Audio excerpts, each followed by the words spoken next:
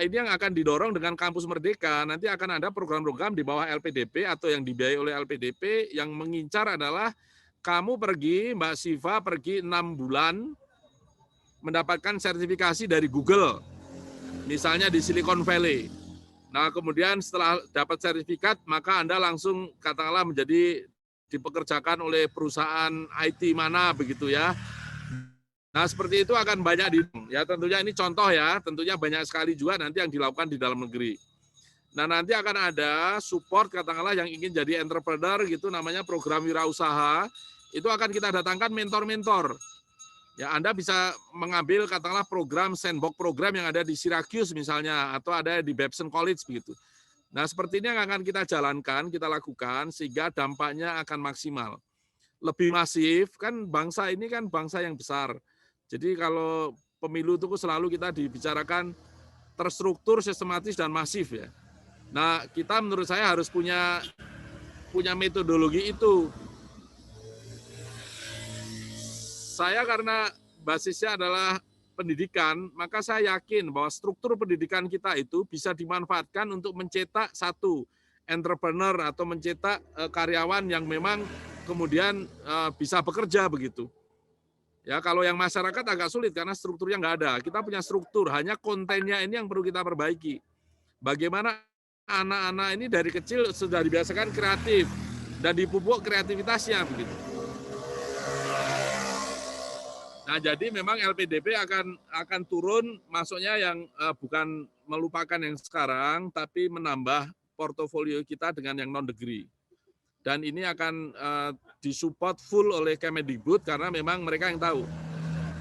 Saya pikir Dirjen Vokasi juga lulusan atau dosen dari Gajah Mada ya, Mas Fikan itu.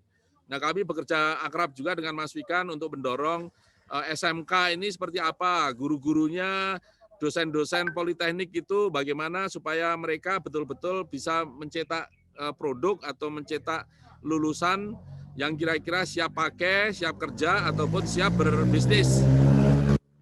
Kira-kira itu, Mas. Tadi Bapak sampaikan mengenai LPDP akan memberikan sertifikasi. Kemudian Mas Yusrin Hasan ini menanyakan seperti apa program ini diberikan. Apakah yang mendapat beasiswa ini hanya bagi yang belum pernah mendapatkan beasiswa LPDP atau bisa memungkinkan lulusan S2 yang dibiayai LPDP untuk diberikan beasiswa sertifikasi lagi atau seperti apa begitu Pak? Begitu pertanyaannya Pak Dwi Larso. Baik, bahasanya itu sebenarnya begini, program itu nanti yang ngeran adalah Kemendikbud, tapi pendananya dari LPDP. Nah, tentunya kami sekarang sedang bekerja ini hari-hari yang sangat sibuk matching antara programnya Kemendikbud dengan programnya LPDP. Nah, pertanyaan-pertanyaan yang teknis seperti tadi, nanti itu yang sudah pernah dapat LPDP boleh atau enggak, itu sampai saat ini belum terpikirkan, tapi pasti akan kita selesaikan. Dan saya pikir semangatnya adalah kita akan mendukung siapapun ya semangatnya ya, tapi tentunya nanti akan kita bicarakan level teknisnya. Karena ini minggu kemarin, 2 minggu terakhir ini sangat intens ya. Semoga 2 minggu ke depan kita sudah punya gambarannya program apa. Saya sudah bisa sampaikan sih program-programnya apa begitu yang akan jalan. Tapi kalau ditanya, Pak, saya ini sedang kuliah S2 LPDP, boleh nggak nanti sertifikasi gitu ya? Tapi sepertinya kalau sedang ini ya nggak boleh begitu ya, kalau sedang sekarang ya. Tapi kalau nanti udah lulus apa kita lihat apakah aturannya akan membolehkan. Yang penting adalah kita pikir memberikan dampak maksimal bagi kemajuan bangsa ini. Baik, terima kasih banyak Pak Dwi Larso tadi untuk pesannya, nasihatnya untuk kita semua yang sangat dalam ini dan pasti tentunya akan selalu kita terapkan untuk dapat berkontribusi dengan lebih baik lagi. Ini saya akan bacakan lagi, ada pertanyaan Bapak dari Mbak Syifa Nurul Asma. Di sini Mbak Syifa ini ada titipan pertanyaan dari temannya yang mendapatkan LOAS 3 di Universitas Luar Negeri tetapi kesulitan mendapat pendanaan beasiswa karena dimungkinkan untuk kuliah daring tetapi biaya penelitian tetap dibutuhkan. Nah, di sini Mbak Syifa menanyakan apakah di tahun 2021 ini sudah mulai ada beasiswa untuk studi luar negeri atau jalur S3 luar negeri yang lain begitu Bapak? Ya, 2021 akan kita buka. Harapannya April ini harapannya, tapi jangan dipegang dulu karena kita masih perlu tektok seminggu 2 minggu ke depan. Ya, tapi kalau insya Allah semuanya lancar, ya April ini kita buka. Tapi saya yakinkan 2021 kita akan buka. Baik, terima Ya, kasih Pak Dwi 2021 kita akan full force Ya. untuk program kita. Saya gabung LPDP kan 2020 ya, bulan Mei. Itu memang proses bisnis kita kan berhenti gara-gara COVID ya. Tapi di akhir tahun kita masih sempat ngoprek program kita, proses bisnis kita perbaiki agar sesuai dengan protokol kesehatan. Maka kita kemarin membuka, tapi areanya terbatas ya. PTUD ada untuk dosen dalam negeri. Silakan yang lain. Terima kasih Pak. Baik, terima kasih Bu Ratna tadi juga untuk penjelasannya. Kemudian ini saya jadikan satu, ada 2 pertanyaan. Yang pertama dari Mas Anif Muhlasin menanyakan mengenai apabila sudah mendapatkan beasiswa S2 LPDP dan kemudian setelah lulus S2 dari beasiswa LPDP ini ingin melanjutkan kuliah tapi S2 lagi, apakah boleh? Kemudian ada dari juga Mas M. Aditya Setiawan, di sini menanyakan... Nggak boleh lah S2 lagi, nanti S4 nanti. Nanti S2 lagi, terus nanti habis itu baru S3, habis itu S3 lagi. Nyok kapan ngabdinya? Sekolah terus gitu kan. Kecuali bahwa nanti setelah lulus S2 Anda diterima PNS, kemudian ternyata misalnya kayak saya nih, aku S2 sudah psikolog misalnya, magister profesi psikologi. Kemudian dengan S2 aku diterima di PNS Badan Pusat Statistik gitu kan. Nah, ternyata aku diterima dengan S2 aku psikolog ya, tidak di S1 ku ya. Kemudian ternyata di BPS butuh S2 statistik. Nah, itu nanti akan jadi bahan pertimbangan. Tapi kalau misalnya then you just wanna know cuma pengen apa ya, kayak aku bilang sih academic window shopping gitu, ngerasain MBA ngerasain yang ini ya nggak usah aja gitu, ngapain itu. Baik, itu tadi jawabannya ya Mas Arif Muhlasin. Kemudian ini mungkin bisa sekalian Bu Ratna, ada juga yang menanyakan dari Mas M. Aditya Setiawan, menanyakan apakah alumni LPDP yang baru lulus studi S2 bisa langsung mendaftar beasiswa lagi Bu untuk S3 begitu. Terus kan ada ikatanmu 2N+1 nak. Kecuali bahwa kamu dosen, peneliti, boleh. Others, no. Baik, jadi setelah lulus S2 tetap harus mengabdi dulu begitu tadi ya, dari Bu Ratna. Kenapa dosen dan peneliti? Karena 2 profesi itu harus akselerasi akademiknya harus dipercepat, itu aja. Baik, kemudian ini kita ke pertanyaan terakhir ya teman-teman karena keterbatasan waktu.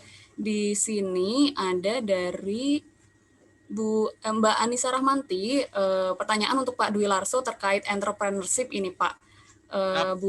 Mbak Anissa ini menanyakan apakah ada program khusus dari LPDP untuk awardee yang notabene lebih fokus di studi akademis daripada menumbuhkan kemampuan entrepreneurnya begitu. Kemudian ini juga sekalian Pak untuk dari Bu Anissa untuk kami yang PK online, adakah program lanjutan yang non-daring begitu Pak? Silakan Pak Dwi Larso. Yang kedua Bu Ratna, yang pertama saya. Bu Ratna sebagai saksi kita sedang berjuang untuk yang itu. Semoga doakan kita bisa, saya minta 40 orang mau kita sekolahkan ke sekolah terbaik entrepreneurship di dunia. Ya, kalau itu kamu berdoa bareng-bareng sekarang insya Allah dikabulkan ya, tahun ini kita bisa rekrut itu yang tadi disampaikan. Karena kita tidak hanya butuh entrepreneurnya, tapi adalah katakanlah pendidik-pendidik yang bermental entrepreneur, yang tahu metodologinya. Kemarin ya Bu Rana tahu betul ya, kita meyakinkan teman-teman Kemendikbud. Sekarang palunya tinggal di Mas Menteri aja. Begitu oke, bem lah kira-kira adalah sebagian kecil ya. 40 kan juga nggak banyak ya. Itu yang sedang kita perjuangkan ya. Hari-hari inilah, mohon doanya aja. Itu maksudnya begini, kalau kita mendidik entrepreneur kan nggak bisa ya, orang seperti akademisi full begitu. Ya kita mengelola kurikulumnya, ya kita mengatur itunya ya, beberapa knowledge. Tapi kan entrepreneurship kan lebih ke skill dan attitude. Yang memberikan yang terbaik adalah para entrepreneur tapi yang berperilaku sebagai dosen begitu. Itu namanya clinical faculty. Nah, kita butuh banyak orang itu. Nah, itu akan kita jembatani dengan program yang kalau nanti di-approve itu akan ada slot untuk khusus beasiswa untuk entrepreneur, untuk master. Saya nggak mau doktor. Kalau doktor kan jalurnya dosen aja. Kan udah ada gitu. Tapi ini untuk yang master, dia bisa berbisnis, tapi dia tahu metodologinya, dan itu nanti bisa di-share untuk pusat-pusat kewirausahaan tadi, baik sebagai mentor maupun sebagai dosen. Yang kedua, Bu Ratna, monggo, terima kasih. Mungkin Bu Ratna ini ada satu lagi ya, benar-benar terakhir yang ini dari Mbak Dita Aulia mengenai pendaftar dari alumni bidik misi. Mengingat batas waktu untuk alumni bidik misi ini untuk mendaftar LPDP adalah 2 tahun, sementara di tahun 2020 tidak ada pembukaan pendaftaran beasiswa, itu bagaimana Bu? Gitu. Pak Dwi tadi sepertinya sudah banyak menjelaskan bahwa dengan lead sektor pendidikan sudah diambil oleh Kemdikbud, kita ngikutin lead-nya aja. Jadi kemungkinan besar nanti akan ada perombakan program. Bidik misi masih ada lagi apa enggak? Apakah dilebur? Kalau prediksiku sih dilebur nanti. Dilebur tidak lagi jadi satu branding sendiri bidik misi. Aku juga belum tahu gitu. Tapi kemungkinan besar seperti itu. Kemudian masalah 2 tahun. Sekarang kalau kita ngelihatnya gini sih, lebih ke gini. Kalau saya pribadi, saya pengen teman-teman itu habis kuliah, kamu kerja dulu gitu 2 tahun. Malah lebih ke situ. Carilah pengalaman sebanyak-banyaknya dulu selama 2 tahun minimum. Kenapa? Karena dengan Anda merasakan academic environment, kemudian after that you are gonna feel the the real environment ketika kamu harus cari duit, ketika kamu berhubungan dengan orang lain, bisa jadi mindsetmu berubah gitu. Kalau tadinya kamu pengen fisika murni gitu, ternyata ketika kamu bekerja fisika murni itu ternyata agak susah untuk diterapkan gitu. Kemudian ternyata aku butuhnya lebih ke aku ngerti apa ya cabangnya fisika murni yang lebih keterapan gitu. Karena itu akan lebih banyak berguna bagi orang. Itu yang pengen yang maksud kita seperti itu. Jadi rasakan dulu 2 tahun Anda bergaul dulu dengan orang lain, ngerasain dunia kerja. Jadi kalian tahu bener apa yang kalian mau, enggak kemudian kacamata kuda, fisika murni itu yang paling bagus.